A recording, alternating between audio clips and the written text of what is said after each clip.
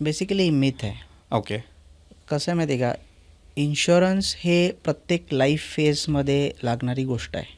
म्हणजे for example आम्ही जेव्हा ट्रेनिंग असतं किंवा आम्हाला जे मेंटर्स असतात त्याच्यामध्ये आम्हाला एक गोष्ट सांगितली असते की ह्युमन लाईफ सायकल्स, म्हणजे ह्युमन ज्या ज्या फेसमधनं जातो, म्हणजे बाळ जन्माला येतो, तिथून तो शाळेत जातो, शाळेतनं कॉलेजमध्ये जातो, मग जॉबला जातो, जॉबनंतर लग्न होतं, लग्नानंतर परत हायर करिअर असतात किंवा पुढं मग मुलं होतात, मुलांची शिक्षणं, आणि मग हे रिटायर होतात लोक, मुलांची लग्न होतात, मग रिटायर.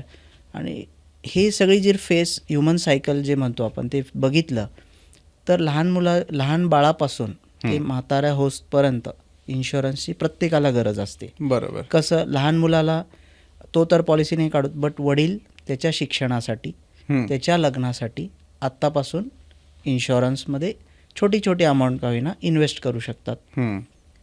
नंतर पुढे झालं, जेव्हा तो मोठा होतो, कमवायला लागतो, त्यावेळेस त्याच्या काही लायबिलिटीज वाढतात, जॉब असतो, लग्न झालेलं असतं, बरोबर.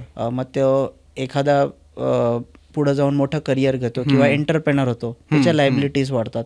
सो त्याला टर्म इन्शुरन्स गरजेचं आहे. बरोबर. रिस्क प्रोटेक्शन किंवा इन्कम प्रोटेक्शन म्हणतो आपण त्याला.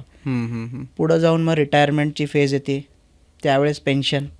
बरोबर. आता गव्हर्नमेंटमध्ये पेन्शन म्हणजे बऱ्याच कंपन्या हे प्रायव्हेटमध्ये लोक काम करतात, सो पेन्शन हा कन्सेप्टच नाही आहे. करेक्ट. मग व्हॉट आफ्टर रिटायरमेंट, सिक्युरिटीचा प्रश्न येतो. बरोबर. आणि जर मी विचार केला की अरे मी 65 वर्षाचा झाल्यावर मी कुठेतरी गुंतवील आणि मग मला रिटर्न्स येतील, तर ते होणार नाही आज.